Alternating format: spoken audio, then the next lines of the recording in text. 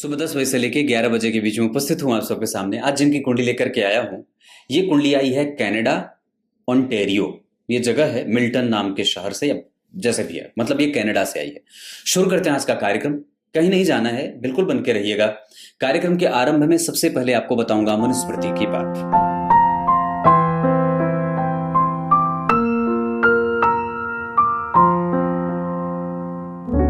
भगवान मनु ने अपने आदि ग्रंथ मनुस्मृति में संस्कारों की बात की है। उसमें उन्होंने लिखी है कि ब्राह्मण वर्ण में जन्मा जातक 16वें वर्ष तक यज्ञोपवीत संस्कार से युक्त हो जाए।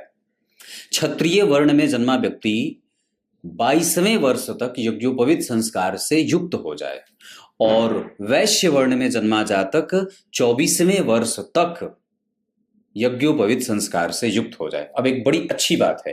अब ये जो बात मैं कहने जा रहा हूं, इससे ही आप लोगों को ये बात समझ में आ जाएगी कि हम शास्त्रों को क्यों अपनाने से दूर भागते हैं।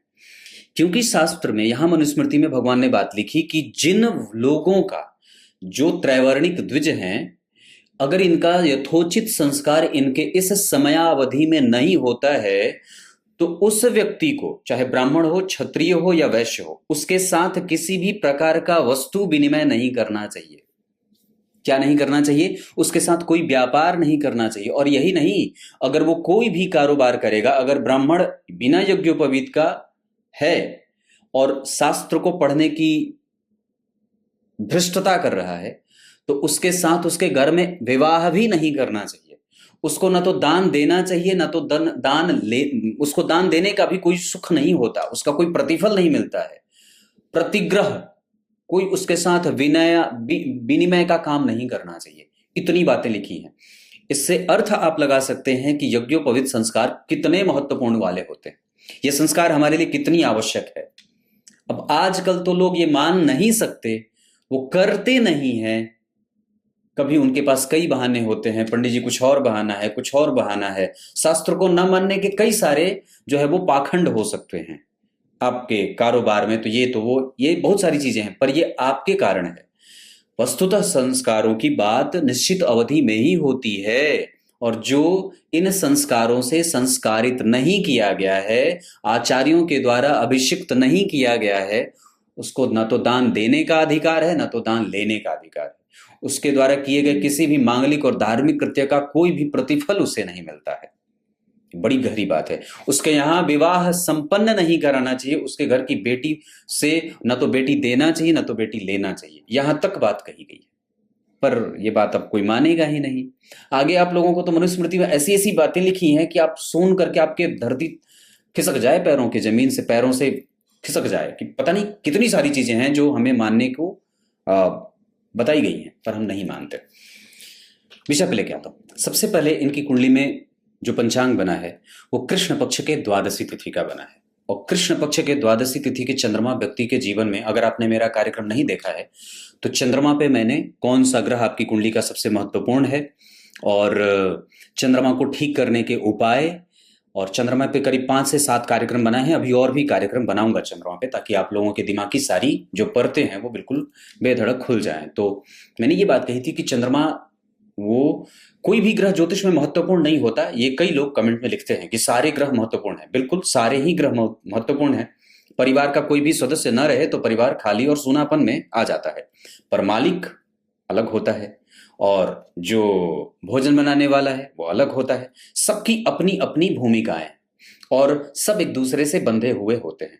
परिवार में एक व्यक्ति अगर चला जाए तो परिवार खाली हो जाता है और उसकी कमी को पूरा करने के लिए वापस नई संरचना करनी पड़ती है। बहुत इंतजार करना पड़ता है, तब कोई उसकी जगह ले पाता है। तो इसी वजह से हर ग्रह के अपने प्रतिफल हैं और प्रत्येक ग्रह अपने आप में महत्वपूर्ण होता है, पर उसमें सबसे ज्यादा महत्वपूर्ण परिवार के लिए माताएं होती हैं।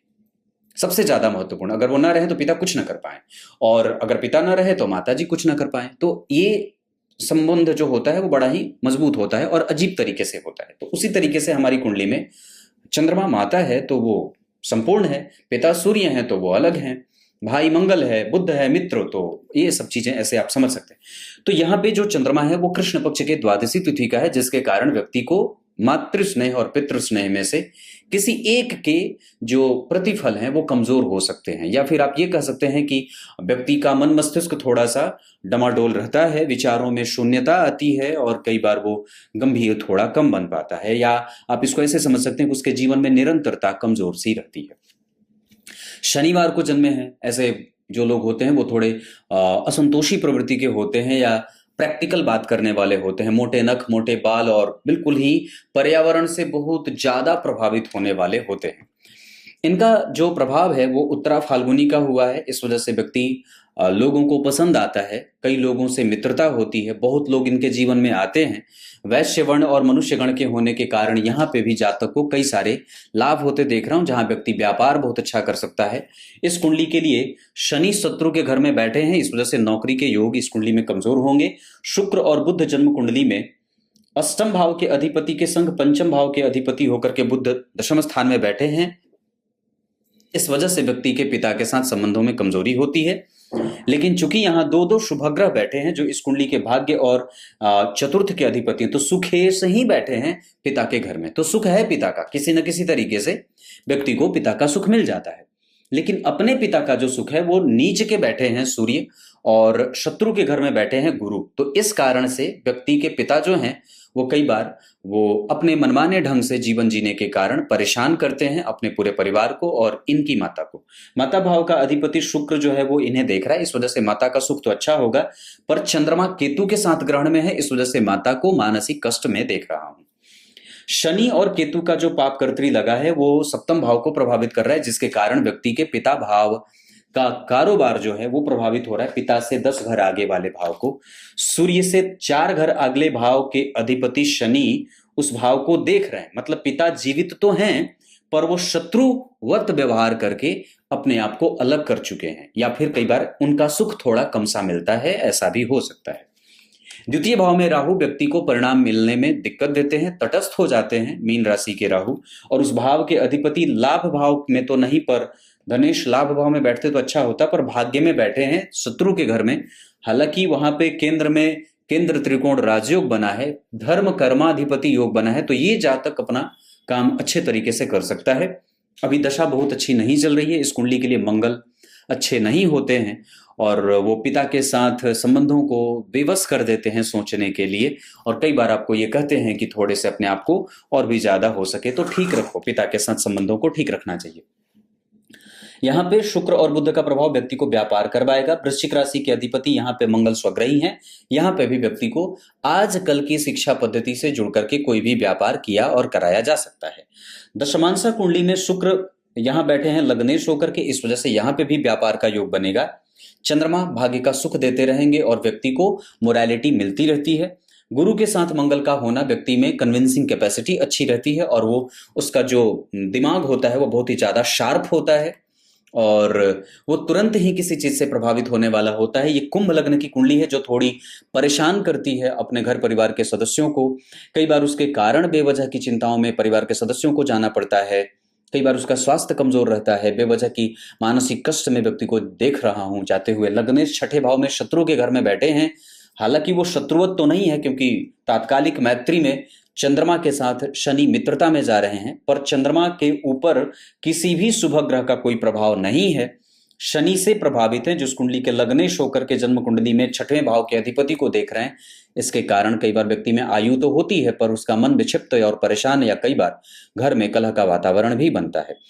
अभी आपकी कुंडली में मंगल के बाद जो राहु की दशा आएगी वो आपको थोड़ी बहुत अच्छाइयां लेकर के आ सकती हैं, पर मंगल आपकी कुंडली में, चंद्रमा आपकी कुंडली में, बुध आपकी कुंडली में, ग्रह जो बैठे हैं वो सब अवस्थागत अच्छे नहीं बैठे हैं, मृत प्राय होकर के बैठे हैं, इस वजह से कुंडली को कमजोरी में देखा जा रहा है।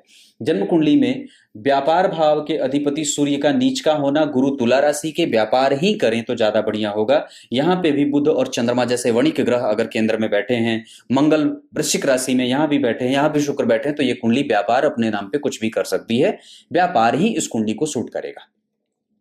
इस कुंडली में पिता जीवित हैं, पिता का सुख नहीं है, पिता का सुख कमजोर है। और एक बात कह दूं तो इस कुंडली में गोद लिए जाने का योग लगा है, गोद लिए जाने का योग पंचम भाव से और जन्म कुंडली में पंचमेश से देखा जाता है।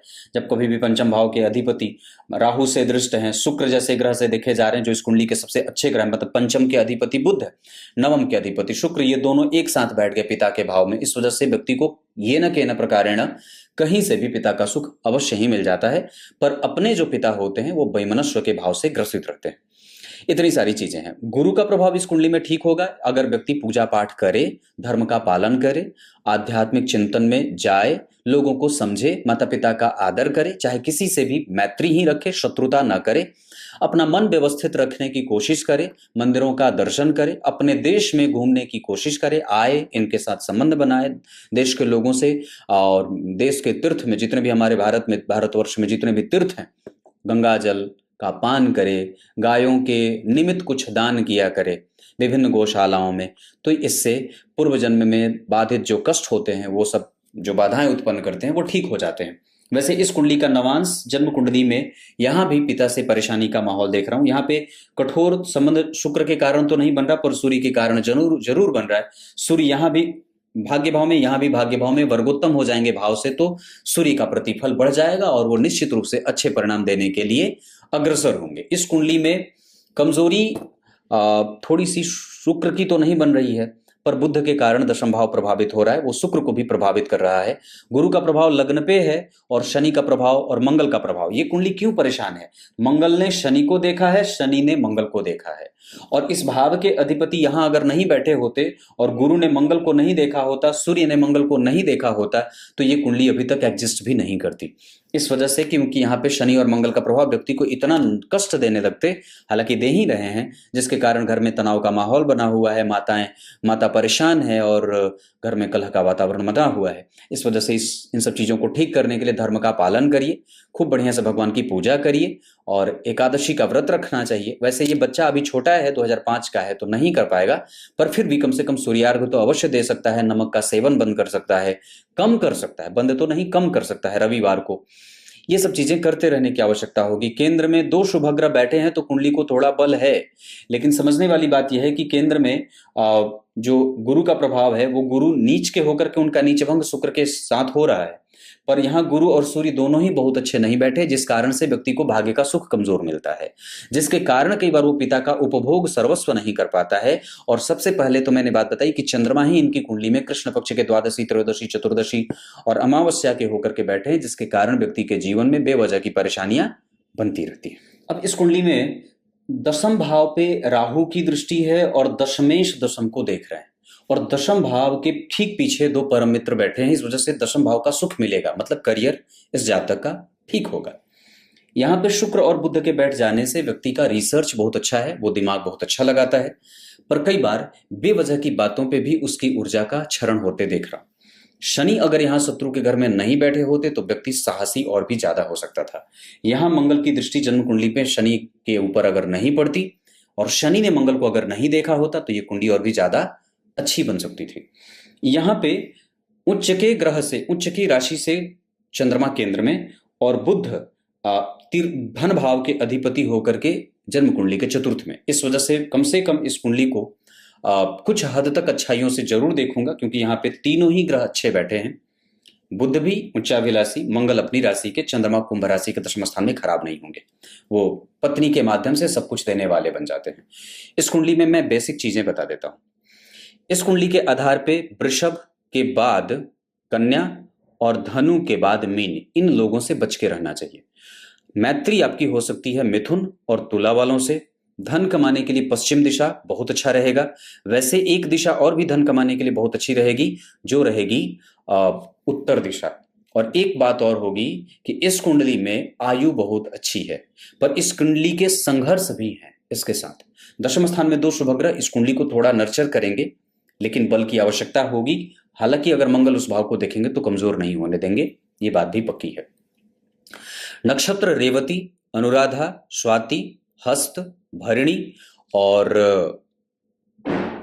ये सब नक्षत्र अच्छे रहेंगे। दिन इस कुंडली के लिए शनिवार का और शुक्रवार का बहुत अच्छा रहेगा।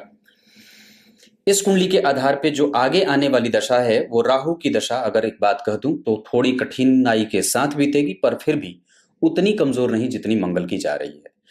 शनि राहु के बाद जो आपकी कुंडली में दशाएं जो आएंगी, उसमें से अगर एक बात कह दूं तो अंतरदशा में भी बात बोल रहा हूं, तो बुध और चंद्रमा की दशा सदैव आपकी कुंडली में थोड़ी बहुत ठीक जा सकती है। बाकी इस कुंडली के लिए गुरु और सूर्य की दशा भी अच्छी जाएगी। मंगल की दशा अच्छी नहीं गई है और अभी थोड़े से उसमें कष्ट भी देख रहा हूं, पर राहु की दशा में थोड़ी बहुत परेशानी तो आएगी। धन को लेकर के वो थोड़ी बहुत चिंता देते हैं। वैसे ये कुंडली व्यापार कुछ भी करे तो बहुत अच्छा रहेगा।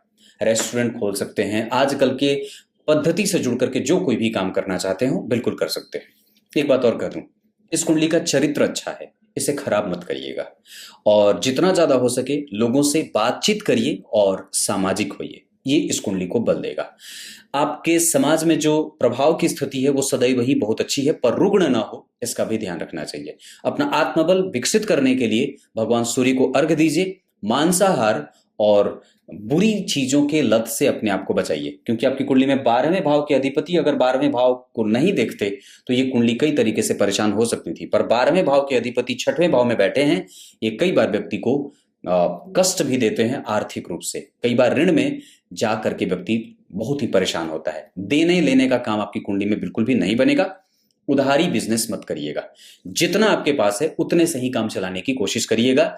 एक्सीडेंट वगैरह का योग इस कुंडली में है और कई बार मानसिक विक्षिप्तता और मानसिक व्यग्रता के योग भी बने हैं। इस वजह से महीने में कम से कम अगर हो सके तो एक बार, अगर आप जहां पे हैं कनाडा में तो ब्राह्मण मिल जाते होंगे, तो अभिषेक वगैरह जरूर करा दीजिए या फिर काशी के विद्वानों से ये काम भी अवश्य हो जाए। तब तक के लिए बहुत बहुत नमस्कार।